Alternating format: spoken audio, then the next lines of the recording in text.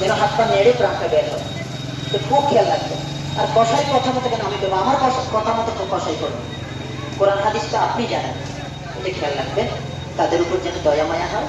কাটা যেতে হবে খাদ্য নালী, এরপরে শ্বাসনালী, পাশার দুইটে রক্ত নালী, মোট 4টি নালী কাটা যেতে হবে।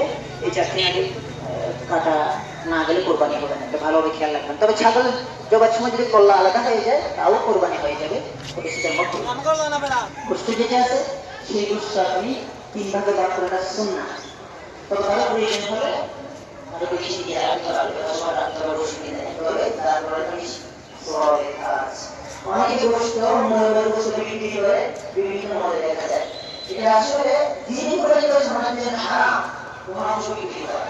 তো গরিব যে পেয়েছে সে মালিক হয়েছে, সে বিক্রি করতে পারবে, যারা কোরবানি করে তারা কিনতেও পারবে, অসুবিধা নেই। এবার আছে চাপ নিয়েছে গোষ্ঠের অংশ থেকে আপনি শ্রমিকদের দিতে পারবেন না, তাদের প্রাইসের আলাদা দিবে, গোষ্ঠ আলাদা হারিয়ে দেবে।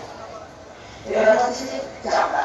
চামড়া যেটা সেটা পুরো চামড়া ধরবে, যারা জায়গা থেকে তাদের দামগুলো সবচেয়ে বেশি উত্তম। আর যেহেতু নামে বিক্রি করে তাহলে বড় এই টাকাগুলো দিয়ে দিতে হবে গরিবদেরকে, যারা জায়গা কিনতে পারে। এই কথাগুলো খুব বেশি খেয়াল রাখবেন। আর মাদ্রাসায় যেখানে যারা আছে তাদেরকে দিয়ে সব ব্যবহার করেন, এই কারণে ব্যবহার করে কোনো সেই কারণে আপনারা খেয়াল রাখবেন। আচ্ছা, এই হচ্ছে নবী করিম সাল্লাল্লাহু আলাইহি ওয়াসাল্লাম।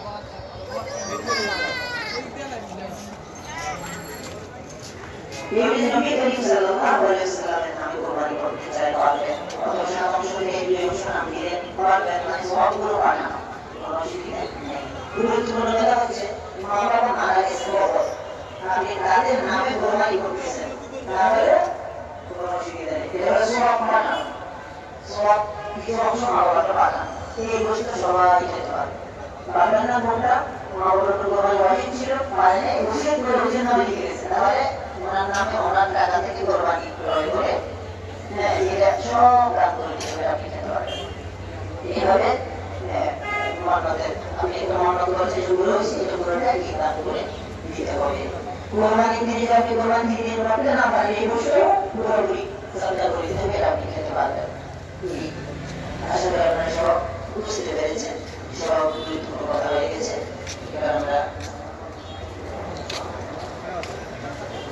জি অনেকে আমাদের এখানে প্যান্ডেল কথা দেখতে পাচ্ছেন, কিন্তু এই প্যান্ডেলে যারা বসেছেন মাঝে অনেক হাঁটা আমি দেখতে পাচ্ছি। আপনারা পিছন দিক থেকে বাইরেকে রেখে যায় না সহ আপনার কাছে নিয়ে আসেন, হাঁটা জায়গাতে ভর্তি হয়ে যাবে, কারণ পিছনে অনেক মুসল্লি দাঁড়িয়ে আছে, আর অনেক আসবেন প্রশ্ন করে, সেই জন্য বাইরে থেকে জায়গা করলেন, এটা সব কাজ।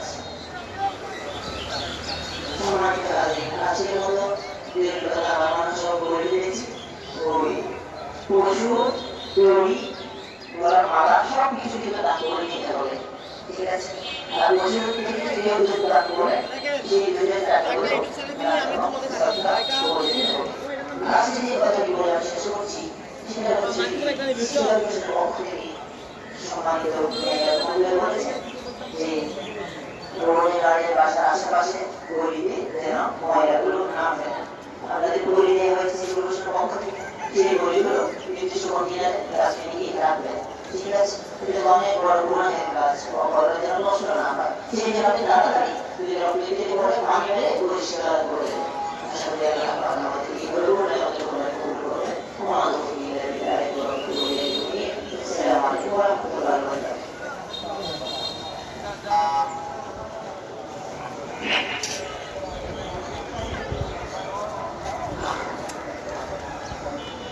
Saya kira jangan busuk.